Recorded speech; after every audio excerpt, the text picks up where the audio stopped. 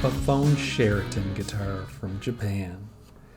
We're diving deep into whether shellac is truly compatible with nitro lacquer and polymerized clear coats on vintage guitar restorations. Scotty D will meticulously test various application methods and adhesion properties, demonstrating the chemical interactions and practical outcomes. This will definitely clarify compatibility for preserving original finishes and ensuring lasting restoration. This Epiphone Sheraton needed the headstock and headstock facing repainted. And as you'll see here, 1980 Matsumoku City Japan guitars were done exactly to Gibson's specification.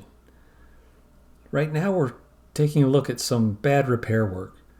But look at this ABR1 stud tapping directly into the top wood.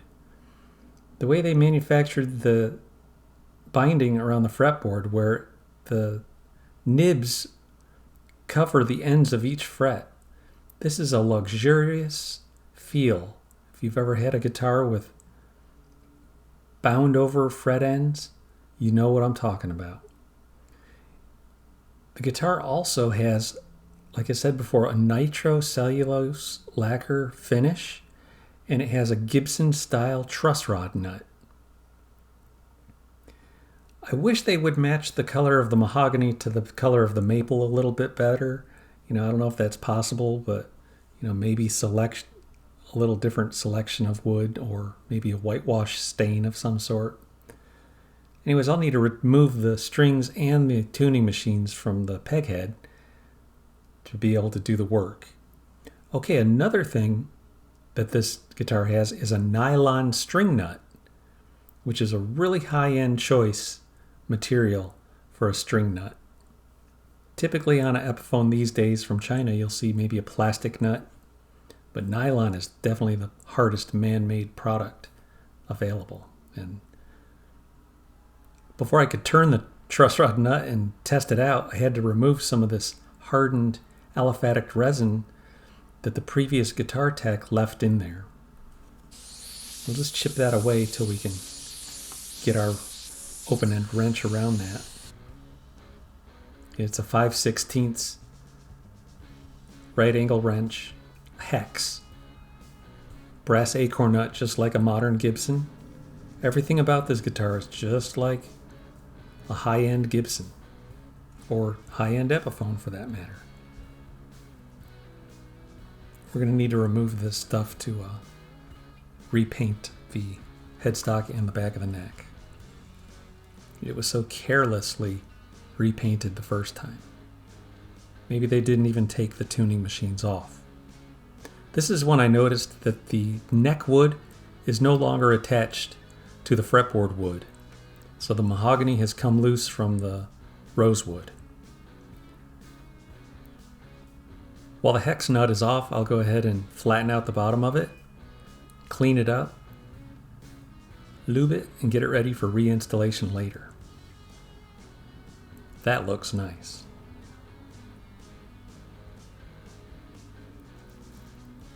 Look at that crack.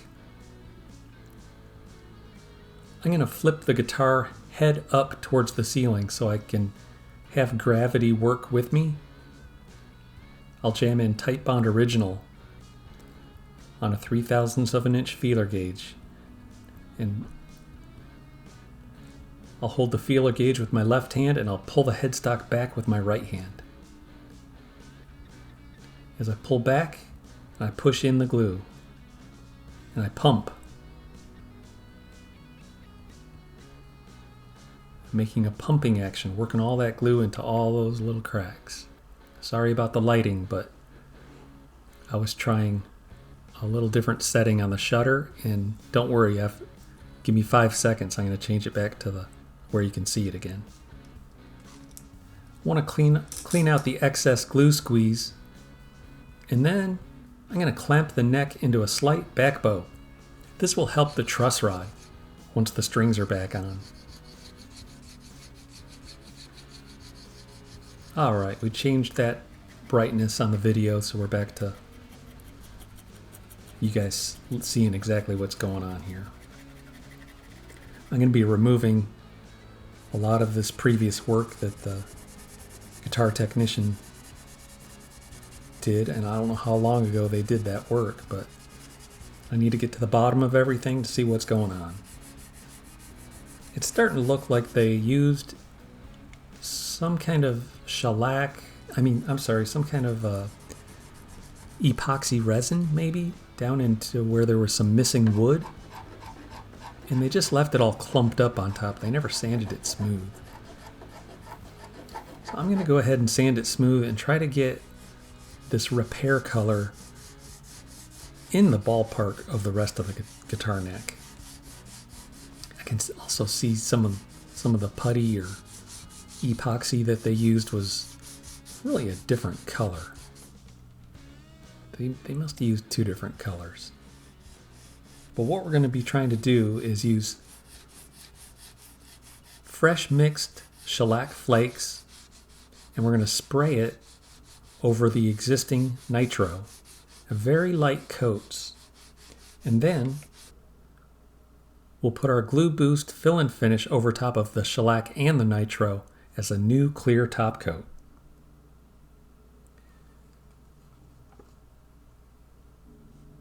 Say you've painstakingly restored a vintage guitar only to wonder if your chosen barrier coat will betray you. The fear of finish failure, cracking, or peeling due to incompatible layers is a real nightmare. Today we're cutting through the confusion, revealing the definitive truth about shellac and polymerized clear coats. Forget everything you think you know about shellac as a barrier coat on vintage guitars. After today, the way you will approach polymerized clear coats and shellac color coats will fundamentally change. We're going beyond theory, showing you exactly what happens when these chemicals meet, and the results are not what most people expect.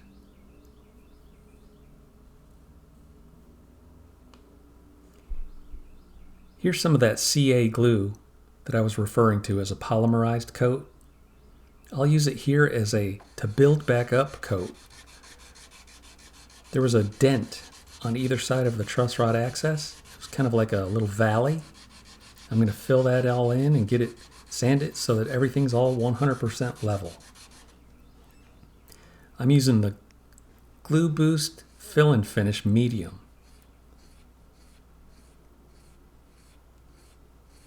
It's a cyanoacrylate glue. It polymerizes quick with an accelerant called Glue Dry. I'm able to apply it, scrape it, sand it flush within an hour. The chemical reaction that happens with the CA glue is called anionic polymerization.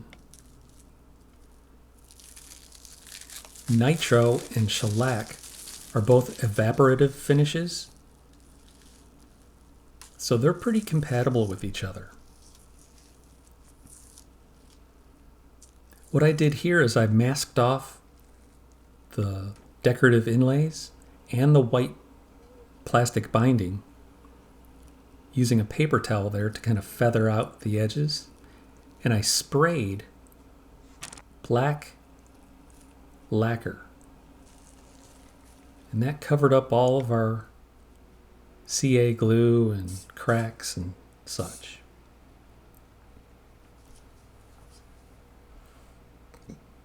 It's going to make this headstock look like brand new again. I'll put on a couple quick layers of fill and finish ultra thin wiped on with a paper towels.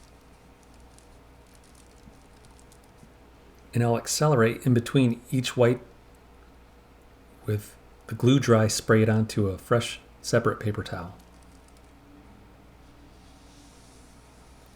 I also went around, I think we'll show it in the next clip, but I go around the edges of the black to binding and clean up the edge as needed.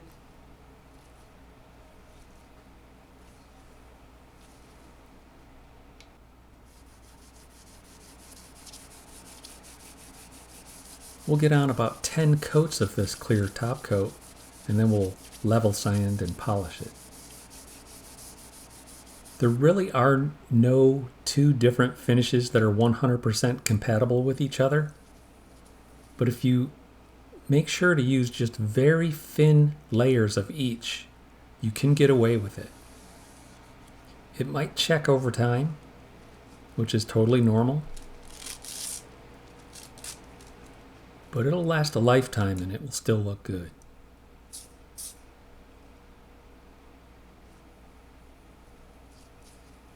Especially if you go over top of everything with a polymerized coat like I'm doing. And really what happens with the CA glue is it's liquid and then it reacts with moisture, either in the air or in the can, the spray can. And then it hardens without too much shrinkage. I'm beginning to wonder if the reason the glue dry accelerator is non-blushing is because the particles of the water are atomized so fine. When you brush on any type of accelerator, it turns almost white. But when you spray it from that little can, it's almost like a dusting. It's very fine. Fine, wet, even coats. And there's no blushing at all. I went ahead and mixed together some fresh shellac flakes with these 3 different stains and pigments. That's the Mixol Oxide Brown. It's a liquid pigment.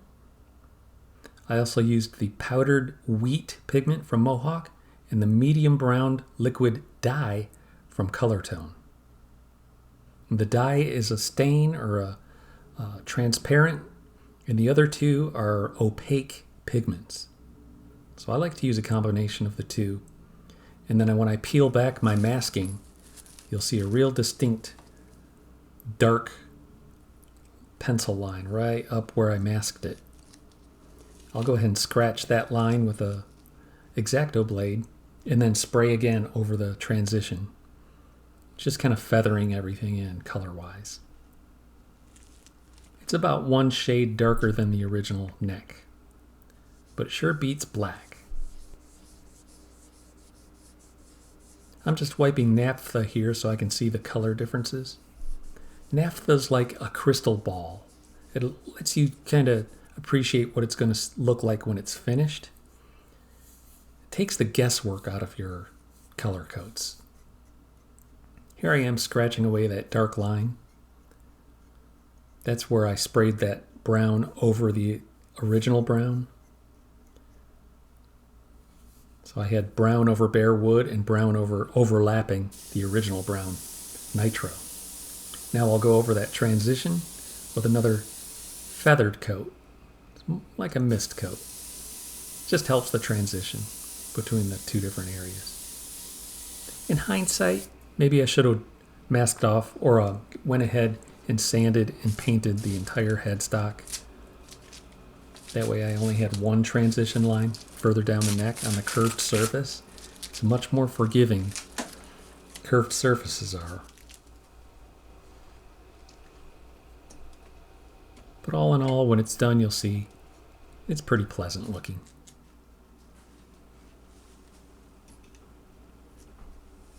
I'll transfer it back over here to my String Tech workstation.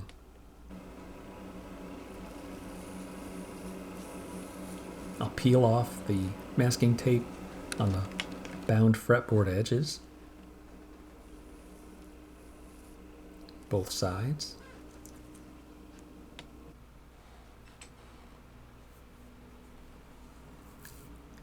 And then I'll clean up the edge of the binding with a number 11 X-Acto blade. Get a nice crisp brown to amber area there. I needed to add a little color back in over the binding, so I'm using Glue Boost on a lip brush, Master Tint. And this is where I'll start applying it's 1 day later. I like to spray the shellac 1 day and then put the clear top coat on the next day. Just let it evaporate for a full day. And then I apply 10, 12 top coats, and then I start sanding away. The first couple grits of sandpaper are really just leveling the bumpy area that is left from the paper towel wipes. That's the 600 and 800 grit. And then the 1000 through 2000 grit sandpapers are really just to remove the scratches from the 6 and 8. They do a little leveling as well, but mostly they're just blending in and making finer scratches. And then finally on this one, I think we're going to get away with, after I go through all the grits, this is the 800 grit. They call it the lemon. Super Acelex lemon. There's the 1000 grit. They call it the lime. So you got lemon, lime, orange is 1200 grit. Peach, 1500. I go all the way up to 2000, which is raspberry. And then I hit it with Trizac 2000. I'm sorry, Trizac 3000. And then, like I was going to say, I'm going to get away with my final 4/0 steel wool, baby. Look at that. For a wonderful satin finish. Feels good, and it looks a little more forgiving than a gloss. Yeah, folks. Sometimes I'm commissioned to do a gloss finish, and sometimes satin. I think the satin helps blend all these transitional lines.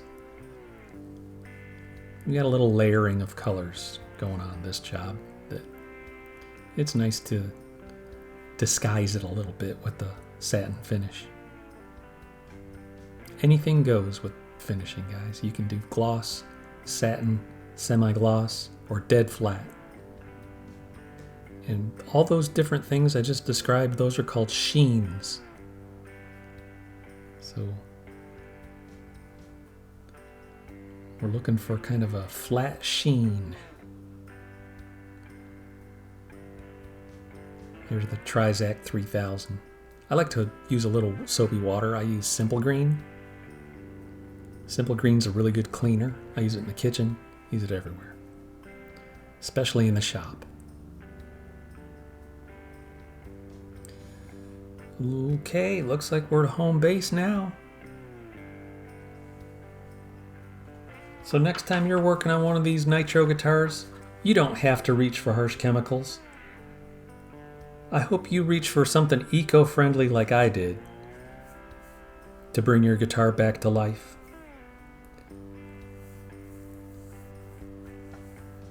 Sustainable lutherie practices can achieve a stunning, period-correct finish without compromising the planet or your lungs. So have fun working on your next project. I'm going to reinstall this nylon nut back in.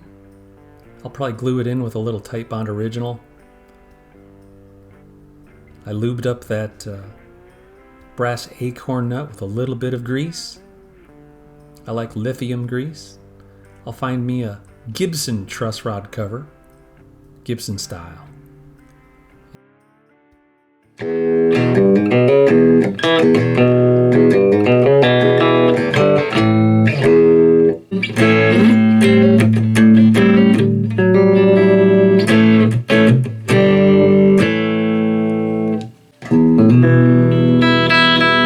Appreciate you guys stopping by.